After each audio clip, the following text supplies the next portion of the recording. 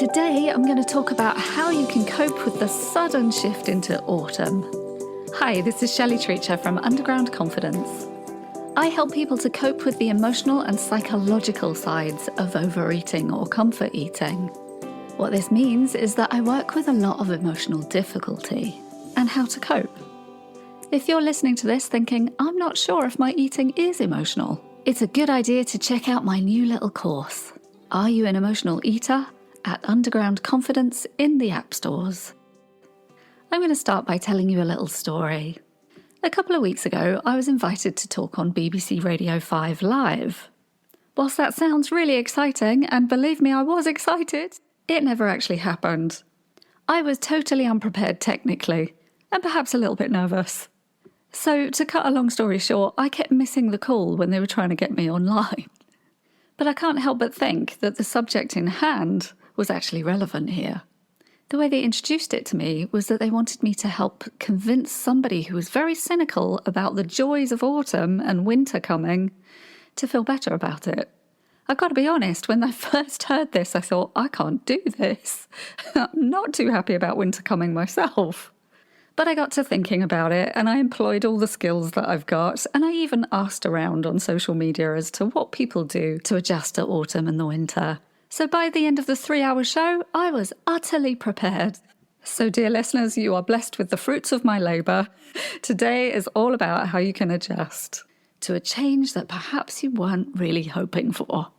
So a couple of weeks ago, when autumn looked like it had arrived with an abrupt clang, it suddenly got really cold in England. We're governed by the seasons here, and whether we have children or not, we know when the beginning of term is usually. So there's a vibe about this time of year. But this year in particular, there was a great beginning to the summer a long, long time ago, but the rest of the summer was a bit rubbish. So you could almost feel the disappointment in the air. Summer was over. It was time to go back to school, back to full-on work. And it was cold and about to get darker. How does one cope with that? And then weirdly, just as everybody was going back to school and this whole season was starting, we had a massive heat wave.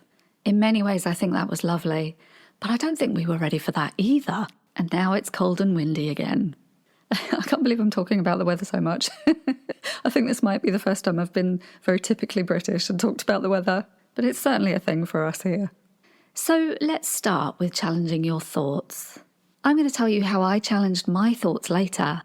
One of the things that we might be dealing with here is disappointment. But if you get really honest with yourself about what life is really like, something's always disappointing, isn't it? Life isn't what we see on social media. Things happen, and we very rarely get exactly what we want.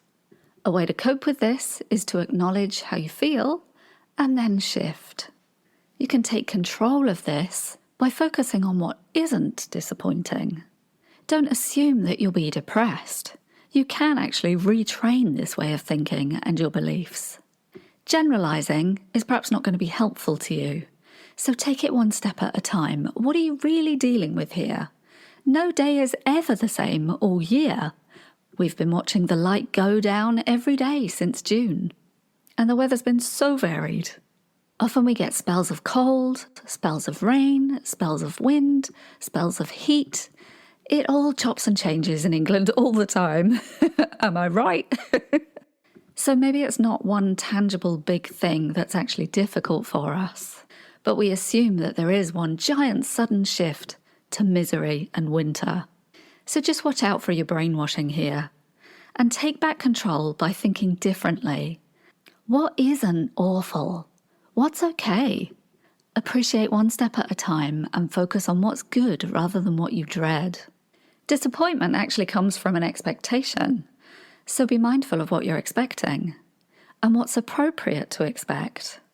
Breathe, take it in, feel the disappointment, and move on. What can you still have that's okay? September has a kind of a renewal vibe in England, like it's our new year, really. So perhaps open your mind to what new project, what new idea, what new way of being can you adopt to gain some good rewards?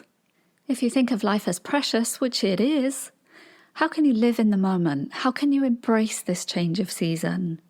It's a new time. It could be exciting. We are never just one thing. We're made up of many parts. Misery, resistance, and appreciation can all come at once. And you do have the ability to change some of the things that happen for you. One of the suggestions that came from my social media post was to have a ritual to mark the change and to embrace the new season, inviting it into your life. This could also be described as pushing your boundaries. This is one of the ways that I've embraced the season. During that heat wave, I worked too hard. My brain wasn't working very well. Maybe you can relate to that. I know a lot of my friends said that they just were really lethargic and couldn't think very well. It could be an our age type of thing. Could be that we're all menopausal. But it also seemed to come with the heat wave. Every day I said to myself at the beginning of the day, I'm going to go swimming later, somewhere in a beautiful lake or river. But every day I didn't do it because my brain just wasn't clear enough to get it together. So by the weekend, I was so irritated with myself and frustrated that I sat down and made a plan of what I could do the following week.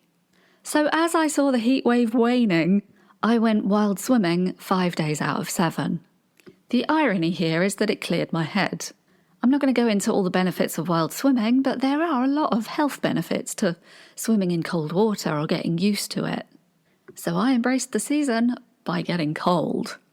And so far, I feel pretty good about it. My boundaries are firmly in place because I stop work at a certain time of day. My priorities have completely shifted to getting this wild swim into the day. It's almost the first priority, I would say. And I'm having some really gorgeous experiences. Some lovely conversations with people I would otherwise not have met. I went swimming with cows, and I've ended the day thinking I've done something really good for myself. The hope is that I will adjust to the cold quicker, and so the winter isn't quite so much of a shock to me. I'm aware that this is quite extreme, and you probably don't want to be doing this. Kudos to you if you are. But can you think of at least 2 things that you could embrace about the season? Just in case you can't, here's the list of the things that people came up with in response to my social media post. Go barefoot in the leaves. That's another one about embracing the cold, huh? I might actually do that one this year. Take photos of the trees. Go up into the hills and breathe the fresh, crisp air. Hot water bottles. Have hot tea outside on a crisp, chilly morning. Festive winter songs. The smells of mulled wine, squash soup, gingerbread. Twinkling lights. The autumn mists, new PJs, sweatshirts, fallen leaves, blankets, jumpers, and generally being cosy. You could also watch comedy, have things to look forward to. I've started planning loads of things into my diary. There are tons of things going on in Bristol at least.